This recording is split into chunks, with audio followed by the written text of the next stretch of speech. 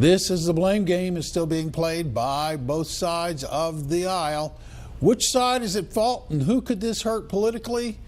Well, that's an interesting proposition, and joining us with us now to talk about that, and my co-host for the hour, is Tom Borelli, conservative activist. He is a contributor to not only Newsmax, but conservative TV, and he and I are joined by Newsmax White House correspondent, John Gizzi. John, always a pleasure to have you on. How you doing this Monday?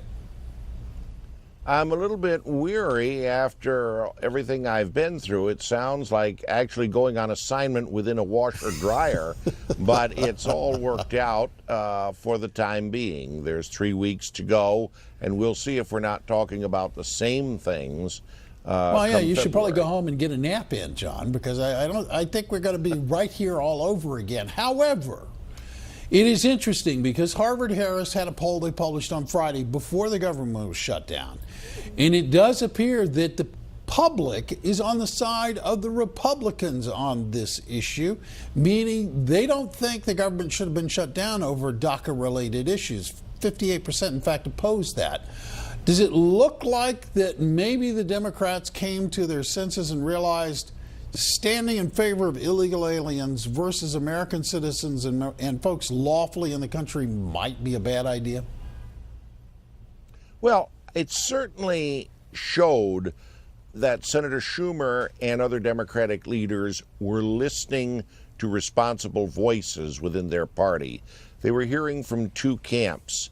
The progressives in the party, the extreme left, wanted them to fight to the end and get the immigration issue, or at least the DACA issue, resolved now, even before the government resumed.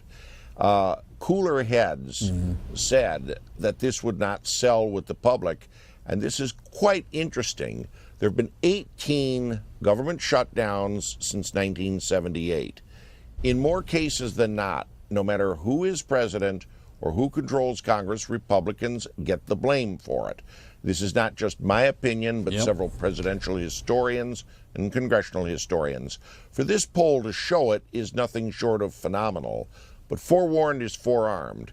If we're having the same discussion and there's a 19th government shutdown in 3 weeks, I will say that Republicans have lost a tremendous opportunity, or what appears to be a tremendous opportunity, and they'll be going through slow-motion suicide before November. Hey, John, do you think that the Democrats have really overplayed their hand?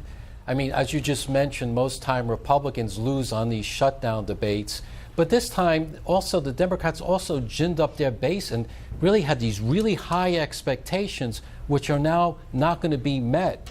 Do you think going down the road that this is going to be more problematic for the Democrats politically?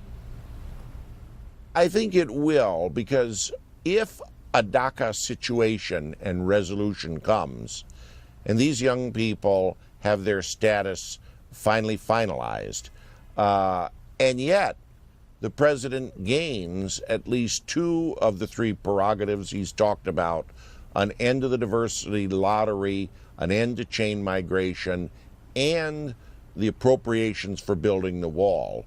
2 out of 3 is going to be a victory for the Republicans, and Donald Trump will be doing a victory lap in February.